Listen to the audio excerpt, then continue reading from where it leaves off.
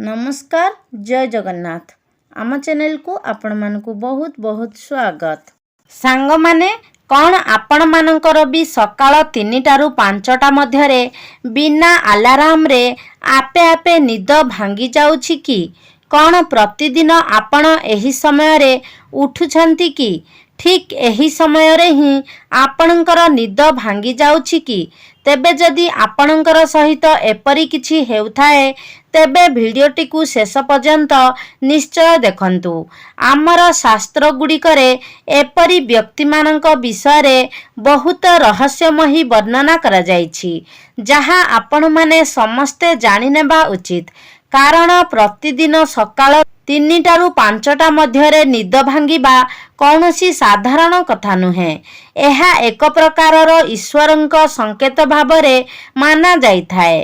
मात्र जदि आपण भाबुछंती जे एहा आपणकर अभ्यास अटे सेथिपाई आपण एही समय रे आपे आपे उठी जाउछंती तेबे आपण भूल अटंती। एहा आपणकर केवल अभ्यास नुहे, एहा पछरे एक बहुत बड़ा रहस्य रहिछि। वैज्ञानिक दृष्टिकोणरू मध्य सकाळ 3टा रु 5टा मध्यरे निद भांगिबार एक बहुत बड़ा फायदा मध्य रहिछि जहा द्वारा एही समय रे उठिबा द्वारा आपणଙ୍କୁ एही सबु लाभ प्राप्त होइथाए। जानतरे अथवा अजानतरे आपणଙ୍କ सहित बहुत किछि होइथाए जहा आपणଙ୍କୁ जणा भी पड़ी न थाए। मात्र एही भिडियोटी को देखिला परे आपण जानि जिबे जे आपणଙ୍କ सहित कौन हेउछि, केउ सबु परिवर्तन आपणଙ୍କ जीवन रे हेउछि जहा आपण जानि भी पारु नाहंती। मात्र एहाकु आपणଙ୍କର आत्मा एवं आपणଙ୍କର मन निश्चय जानि पारुथिबो जे आपणଙ୍କ सहित किछि बहुत बड़ अजब हेउछि जहा आपणଙ୍କର आसुथिबा भविष्यतर संकेत देउछि। सांग माने किछि व्यक्ति इच्छा थिबा सत्वे मध्य 3टा रु 5टा मध्यरे उठी पारि न थांती। सेमाने चाहे अलार्म दियंतु किंबा कौनसी व्यक्ति तांकु उठांतु तथापि भी सेमाने उठी पारि न थांती। मात्र किछि व्यक्ति एपरि थांती जेउ मानकर कि अन्य कहार साहाय्य बिना किछि अलार्म न देई मध्य आपे आपे सेमानकर निद 3टा रु 5टा मध्यरे भांगी जाइथाए एवं एक प्रकारर एहा ईश्वरंकर एक संकेत होइथाए। तेबे आमे माने आजी जानिबा जे एही परी संकेत केवल किछि लोककु ही काहींकी प्राप्त होइथाए। एपरी संकेत मिलिबा पछरे कौन कारण रही थाए? सांग माने प्रत्येक दिन सकाळु 3टा रु 5टा मध्यरे समय अत्यंत महत्वपूर्ण होइथाए। एही समय को शास्त्र अनुसारे ब्रह्म मुहूर्त किंबा अमृत बेला मध्य कुहा जाइथाए। दिनर समस्त प्रहर एवं रातिर समस्त प्रहर मानक मध्यरे एही प्रहरटी को अत्यंत महत्वपूर्ण माना जाइथाए। प्राचीन कालरू ही ऋषि मुनि माने एही समय रे ही निद्रा भंग करिथिले। एही समय रे ही सेमाने जाग्रत हेउथिले एवं एही समय रे ही सेमाने सेमानंकर ध्यान जप इत्यादि कर्म करुथिले। भगवान श्रीकृष्णଙ୍କ मतरे मध्य एही ब्रह्म मुहूर्त रे उठिबा अत्यंत गुरुत्वपूर्ण एवं महत्वपूर्ण बोली कहिछंती। सांग माने शास्त्र रे सूर्योदय पूर्वरु उठुथिबा व्यक्ति मानकर किछि लक्षण विषय रे कुहा जाइछि। सांग माने जदि आपण मध्य सूर्योदय पूर्वरु उठुछंती तेबे आपण एक श्रृंखलित जीवन जापन करुछंती। आपण एक अनुशासित व्यक्ति अटंती एवं आपण एक निरोगी जीवन जापन मध्य करुछंती। आपणकर व्यक्तित्व निश्चय शांत अटे एवं आपण एक सचोट एवं सत्यप्रिय व्यक्ति अटंती। आपण आपणकर प्रत्येकटी कार्य को संपूर्ण मनोयोग एवं शेष पर्यंत करबाकू भल पाती। आपण कपट छलना एवं देश ठारू दूरेई रहुथिबा अटंती एवं जो व्यक्ति माने एपरी कार्य करुथांती सेमाने आपणक जमा भी पसंद होई न थांती।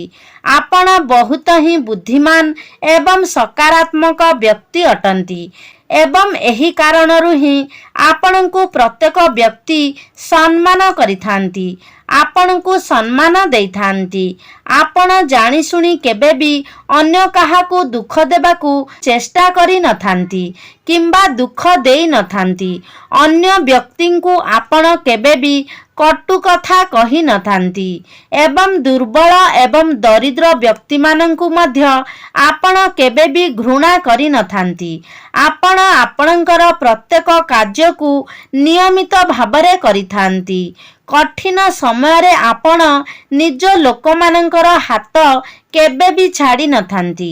ଆପଣ ସର୍ବଦା ନିଜର ମାତାପିତା ଏବଂ ଗୁରୁଜନମାନଙ୍କର ସମ୍ମାନ କରିଥାନ୍ତି ଏବଂ ଆପଣଙ୍କ ପତ୍ନୀ ମଧ୍ୟ ଚରିତ୍ରବାନ ହୋଇଥାନ୍ତି ଏବଂ ଯଦି ଆପଣ ଏକ ମହିଳା ହୋଇଥାନ୍ତି ତେବେ ଆପଣଙ୍କର ସ୍ୱାମୀ ମଧ୍ୟ ଏକ ଚରିତ୍ରବାନ ପୁରୁଷ ଅଟନ୍ତି। ଯଦି ଆପଣଙ୍କ ମଧ୍ୟରେ ଏହି ସବୁ ଗୁଣ ରହିଛି ତେବେ ଏହାର କାରଣ ହେଉଛି ଆପଣଙ୍କର ବ୍ରହ୍ମ ମୁହୂର୍ତ୍ତରେ ନିଦରେ ଉଠିବା। ଆପଣଙ୍କର ଏପରି ବ୍ୟକ୍ତିତ୍ୱର କାରଣ ହେଉଛି ଆପଣଙ୍କ ଉପରେ ସେହି ସବୁ ଅଲୌକିକ ଶକ୍ତିର ପ୍ରଭାବ ରହିବା। ମାନାଯାଏ ଯେ ଯେଉଁ ବ୍ୟକ୍ତିମାନେ ସୂର୍ଯ୍ୟୋଦୟ ପୂର୍ବରୁ ଉଠି ସେମାନଙ୍କର କାର୍ଯ୍ୟରେ ଆରମ୍ଭ କରିଥାନ୍ତି ସେମାନଙ୍କୁ ସେମାନଙ୍କର କାର୍ଯ୍ୟରେ ସଫଳତା ମିଳିବାର ସମ୍ଭାବନା ଅଧିକ ରହିଥାଏ। ଯେଉଁ ମହିଳାମାନେ ସୂର୍ଯ୍ୟୋଦୟ ପୂର୍ବରୁ ଉଠି ଗୃହର ମୁଖ୍ୟ ଦ୍ୱାରର ସଫାସୁତରା କରିଥାନ୍ତି, ଅଗଣାକୁ ସଫା କରିଥାନ୍ତି, ସେହି ମହିଳାର ଗୃହରେ ମାତା ଲକ୍ଷ୍ମୀ ସଦାସର୍ବଦା ବାସ କରିଥାନ୍ତି। ଏପରି ଗୃହକୁ କଦାପି ବି ଦୁଃଖ ଆସିନଥାଏ ଏବଂ ସେହି ଗୃହରେ ସର୍ବଦା ସୁଖ ଏବଂ ଶାନ୍ତି ବନି ରହିଥାଏ। ସୂର୍ଯ୍ୟୋଦୟ ପୂର୍ବରୁ ଜାଗ୍ରତ ହେଉଥିବା ବ୍ୟକ୍ତି ଆପେ ଆପେ ହିଁ ସୂର୍ଯ୍ୟୋଦୟଙ୍କର ପରମ ପ୍ରିୟ ବନିଥାନ୍ତି। ସୂର୍ଯ୍ୟଙ୍କର ପ୍ରଥମ କିରଣ ଯେଉଁ ବ୍ୟକ୍ତି ଉପରେ ପଡ଼ିଥାଏ ସେ ଭାଗ୍ୟବାନ ହୋଇଥାଏ। ସେହି ବ୍ୟକ୍ତିର ଭାଗ୍ୟ ଉଦୟ ହୋଇଥାଏ। ବେଦ ଏବଂ ଶାସ୍ତ୍ରରେ ସୂର୍ଯ୍ୟଙ୍କର ପ୍ରଥମ କିରଣକୁ କାମଧେନୁ ମାତାଙ୍କର କ୍ଷୀର ରୂପରେ ବର୍ଣ୍ଣନା କରାଯାଇଛି। ଯେଉଁପରି ଭାବରେ ମାତା କାମଧେନୁ ମନୁଷ୍ୟର ସମସ୍ତ ମନସ୍କାମନାକୁ ପୂର୍ଣ୍ଣ କରିଥାନ୍ତି ସେହିପରି ସୂର୍ଯ୍ୟଙ୍କର ପ୍ରଥମ କିରଣ ମଧ୍ୟ ମନୁଷ୍ୟର ଭାଗ୍ୟକୁ ବଦଳାଇ ଦେଇଥାଏ, ବ୍ୟକ୍ତିକୁ ସକାରାତ୍ମକ ଶକ୍ତିରେ ପରିପୂର୍ଣ୍ଣ କରି ଦେଇଥାଏ। ଯଦି କୌଣସି ବି ଦିନ ଆପଣଙ୍କର ନିଦ 3ଟାରୁ 5ଟା ମଧ୍ୟରେ ଭାଙ୍ଗିବାକୁ ଲାଗୁଛି ତେବେ ଆପଣ ବୁଝିଯାଆନ୍ତୁ ଯେ ଭବିଷ୍ୟତରେ ଆପଣଙ୍କର ଏକ ବହୁତ ବଡ଼ ପରିବର୍ତ୍ତନ ହେବାକୁ ଯାଉଛି। ବ୍ରହ୍ମାଣ୍ଡର ଅଲୌକିକ ଶକ୍ତିମାନେ ଆପଣଙ୍କୁ ସଂକେତ ଦେଇଥାନ୍ତି ଯେ ଆପଣଙ୍କର ଖରାପ ସମୟ ବର୍ତ୍ତମାନ ଠାରୁ ଶେଷ ହୋଇ ଆପଣଙ୍କର ଭଲ ସମୟ ଆରମ୍ଭ ହେବାକୁ ଯାଉଛି। ଆପଣଙ୍କର ଦୁଃଖ ଏବଂ ଦରିଦ୍ରତାର ନାଶ ହେବାକୁ ଯାଉଛି ଏବଂ ଆପଣଙ୍କ ଜୀବନକୁ ସୁଖ ସମୃଦ୍ଧି ଆସିବାକୁ ଯାଉଛି।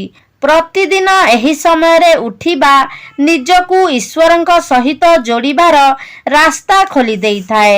ସେହି ସମୟରେ ଦିବ୍ୟ ଶକ୍ତି ଗୁଡ଼ିକ ନିଜର ଚରଣ ସୀମାରେ ରହିଥାନ୍ତି ଏବଂ ମନୁଷ୍ୟକୁ ଅନେକ ପ୍ରକାରର ସଂକେତ ଦେଇଥାନ୍ତି କି ସେହି ବ୍ୟକ୍ତିଙ୍କର ଜନ୍ମ କୌଣସି ଏକ ବଡ଼ କାର୍ଯ୍ୟ ପାଇଁ ହୋଇଛି। ଯଦି କୌଣସି ବ୍ୟକ୍ତିଙ୍କର ନିଦ ଏହି ସମୟରେ ଏକ ସୁନ୍ଦର ଧ୍ୱନି ସହିତ ଭାଙ୍ଗୁଥାଏ, ଯେମିତିକି ମନ୍ଦିରର ଘଣ୍ଟିର ଶବ୍ଦ, ଶଙ୍ଖର ଶବ୍ଦ କିମ୍ବା ପ୍ରକୃତିର ସୁନ୍ଦର ଶବ୍ଦ, ଏହିପରି କିଛି ମଧୁର ଶବ୍ଦ ସହିତ ଉକ୍ତ ବ୍ୟକ୍ତିଙ୍କର ନିଦ ଭାଙ୍ଗୁଥାଏ, ତେବେ ସେହି ବ୍ୟକ୍ତିଙ୍କ ଉପରେ ଈଶ୍ୱରଙ୍କର ଏକ ବିଶେଷ କୃପା ରହିଥାଏ। ଯେଉଁ ବ୍ୟକ୍ତି ସକାଳୁ ଉଠୁ ଉଠୁ ଗୋମାତାଙ୍କର ଦର୍ଶନ କରିଥାଏ କିମ୍ବା ଗୋବରର ଦର୍ଶନ କରିଥାଏ ସେହି ବ୍ୟକ୍ତି ଅତ୍ୟନ୍ତ ଭାଗ୍ୟଶାଳୀ ଅଟେ। ଯଦି ଏହି ସମୟରେ କୌଣସି ବ୍ୟକ୍ତି ମନରେ ଶ୍ରଦ୍ଧା ଏବଂ ବିଶ୍ୱାସ ରଖି ଭଗବାନଙ୍କର ଚିନ୍ତନ କରିଥାଏ, ତାଙ୍କର ସ୍ମରଣ କରିଥାଏ, ତେବେ ତାର ଅନେକ ବଡ଼ ବଡ଼ ପାପରୁ ତାଙ୍କୁ ମୁକ୍ତି ମିଳିଥାଏ। ତାକୁ ପୁଣ୍ୟ ଅର୍ଜନ ହୋଇଥାଏ। ସେତେବେଳେ ତାର ମନରୁ ସମସ୍ତ ପ୍ରକାରର ପାପ ନଷ୍ଟ ହୋଇଯାଇଥାଏ ଏବଂ ତାପରେ ସେ କେବଳ ଭଲ କାର୍ଯ୍ୟ ହିଁ କରିବାକୁ ଲାଗିଥାଏ। ପଦ୍ମ ପୁରାଣ ଅନୁସାରେ ମନୁଷ୍ୟକୁ 84 ଲକ୍ଷ ଜନି ଦେଇ ଗତି କରିବାକୁ ପଡ଼ିଥାଏ, ତେବେ ଯାଇ ତାକୁ ମନୁଷ୍ୟ ଜନି ପ୍ରାପ୍ତ ହୋଇଥାଏ।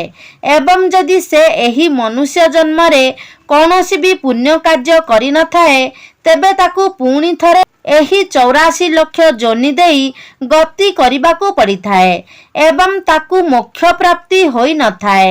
ମନୁଷ୍ୟ ଜନି ପ୍ରାପ୍ତ ହେବାର ଅର୍ଥ ହେଉଛି ଯେ ତାକୁ ଏହି 84 ଲକ୍ଷ ଜନିରୁ ମୁକ୍ତ ହେବାର ଏକ ଅବସର ମିଳିଛି। ଯଦି ଏହି ମନୁଷ୍ୟ ଜନ୍ମରେ ସେ କୌଣସି ପୁଣ୍ୟ କାର୍ଯ୍ୟ କରେ, ତେବେ ତାକୁ ମୋକ୍ଷ ପ୍ରାପ୍ତି ହେବାର ସମ୍ଭାବନା ରହିଥାଏ ଏବଂ ପୁଣି ଥରେ ତାକୁ ଆଉ 84 ଲକ୍ଷ ଜନି ଦେଇ ଜନ୍ମଗ୍ରହଣ କରିବାକୁ ପଡ଼ିନଥାଏ। ସେ ଏହି ଜନ୍ମ ମୃତ୍ୟୁ ଖେଳରୁ ପାର ହୋଇଯାଇଥାଏ। ସେ ଈଶ୍ୱରଙ୍କ ସହିତ ଲୀନ ହୋଇଯାଇଥାଏ। ତେବେ ସାଙ୍ଗମାନେ, ଆଶା କରୁଛି ଆଜିର ଭିଡ଼ିଓଟି ଆପଣମାନଙ୍କୁ ନିଶ୍ଚିତ ଭାବରେ ଭଲ ଲାଗିଥିବ। ଯଦି ଭଲ ଲାଗିଛି ତାହେଲେ ଲାଇକ୍ କରନ୍ତୁ, ସେୟାର କରନ୍ତୁ। ଆମ ଚ୍ୟାନେଲକୁ ଯଦି ସବସ୍କ୍ରାଇବ୍ କରିନାହାନ୍ତି ତାହେଲେ ସବସ୍କ୍ରାଇବ୍ କରିଦିଅନ୍ତୁ।